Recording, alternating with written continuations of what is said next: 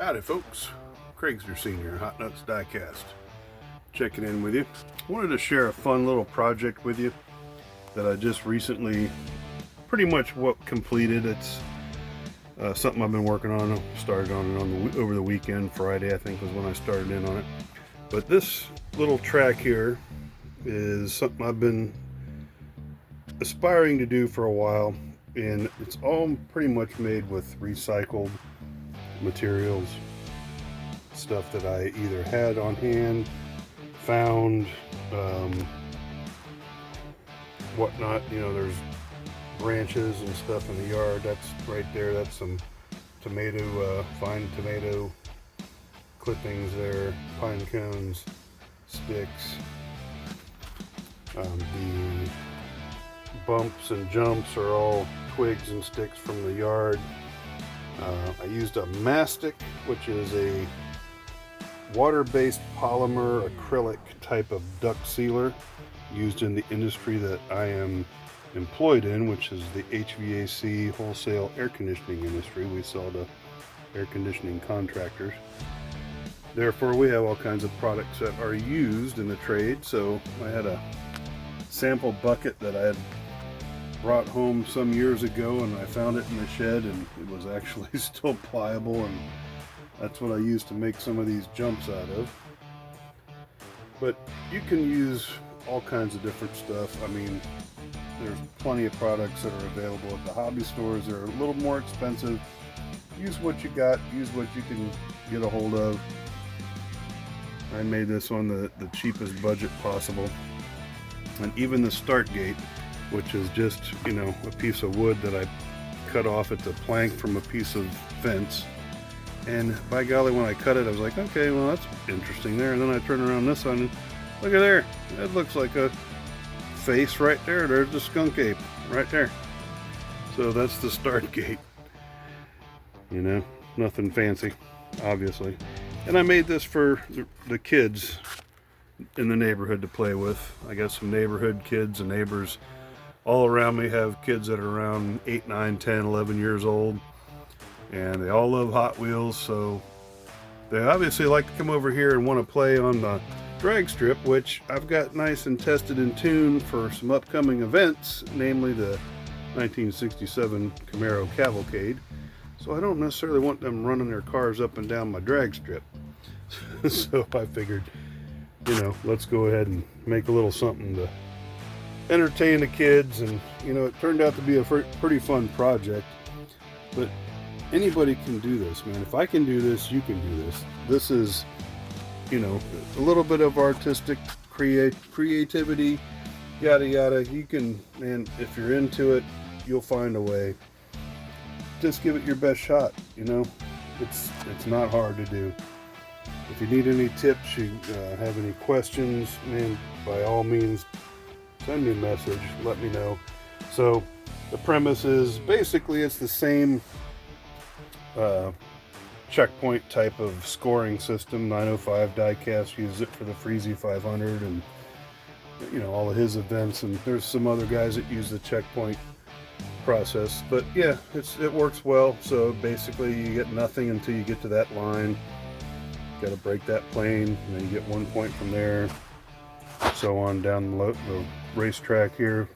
Stump jumping down through the swamp, over the creek.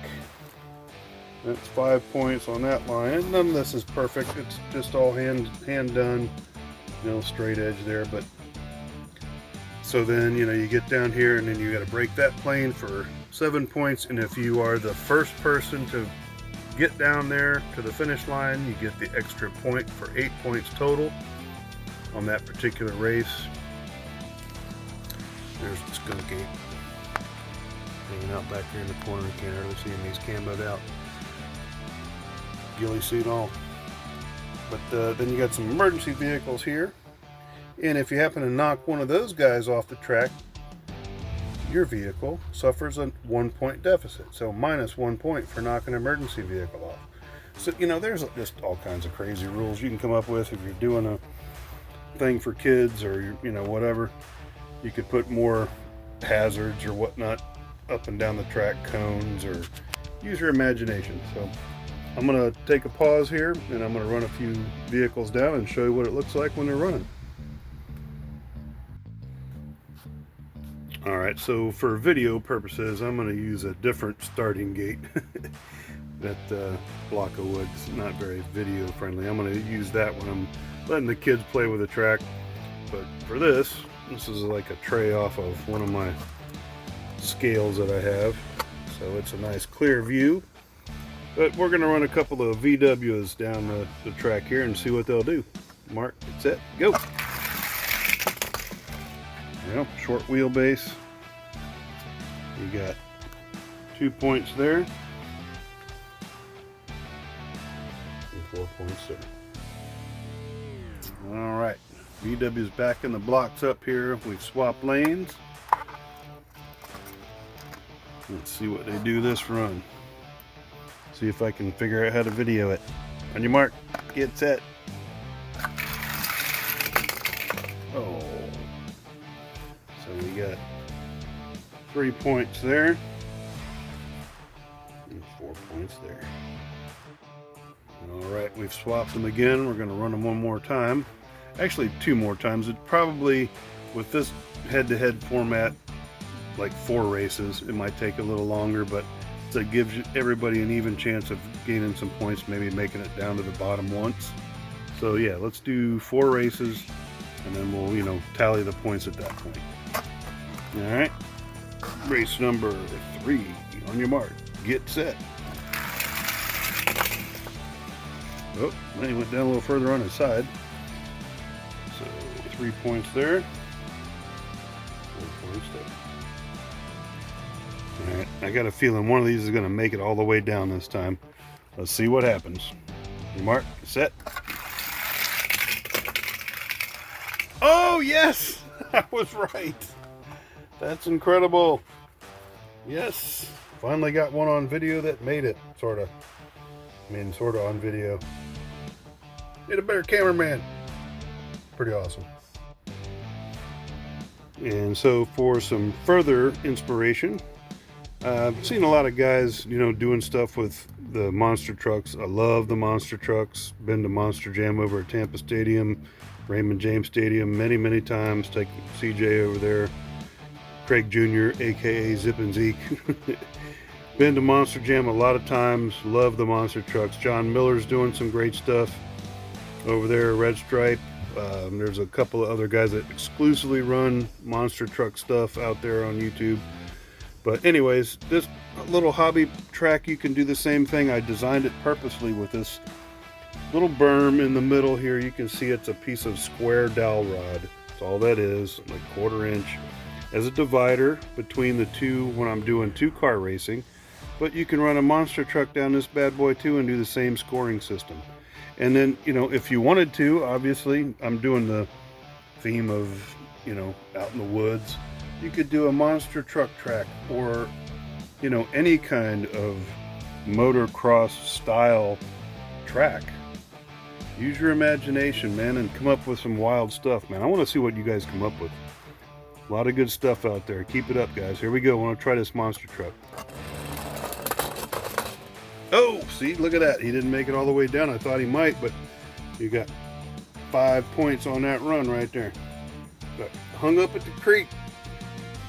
And these trees, when I was doing some preliminary runs, I was noticing that the cars that I was running were bouncing off right about, of course, where the jumps are. So I strategically put trees there to bounce them right back onto the track. Kind of like ring ropes in a boxing ring, wrestling ring. So that's what the trees are there for. And you can add or do as many trees. You could put, you know, more higher barricades. I tried to keep it low profile, but do your own thing on your own track, you know. All right, so second run for the monster truck. Let's see if we can get them all the way down to the bottom. Nope. You got 3 points on that run. Run them one more time. Third time the charm. Let's see. Oh, not quite. Oh, we got another 4 points though. And again, this is the kids will love playing with their monster trucks on something like this. Easy, they could leave this in the driveway, the patio, the back porch, the deck. You could put it, they can take it in their room. I mean, seriously, this is really an easy project to do, and it's portable. You can take it anywhere. It's literally an 8-foot piece of wood that you just got to take a little bit of care of which way you lay it, or if the weather gets to it, depending on what you paint it with, that kind of thing. I actually spray painted most of this. The detail work I did in some water-based acrylics. You can see the wood. It was an old piece of wood that was just laying outside forever. I kept looking at it going, what the heck am I going to do with this? I know I can do something with it. And it's bowed in the middle to where it actually kind of naturally gravitates the vehicles to stay towards the middle of the track. So that's just something that is a quirk or coincidence. But anyways, yeah, just all recycled stuff, and it's been a lot of fun, and I'm gonna have fun with it, and I'm sure the neighborhood kids will enjoy it. So y'all have fun with it too, and show me some of your stuff that you come up with. I want to see it. Y'all have fun now. Craigster Senior, check it out. You know what I think I might do is decide your ride. Do a little fun video before this thing gets destroyed by the neighborhood kids. Well, that probably won't happen, but I'll do a decide your ride. Throw some vehicles out there for you guys to choose. We'll see who comes up with the most points at the end. That sounds good. Give me a thumbs up. Leave me a comment, and I'll come up with a bracket or a certain amount of 4x4 type vehicles. We're not going to do monster trucks this time, but what I do have is quite the selection of large tire, knobby tire vehicles. So I'll select a certain amount of these, and we'll do a decide your ride down the old Skunk Ape swamp run. How's that sound?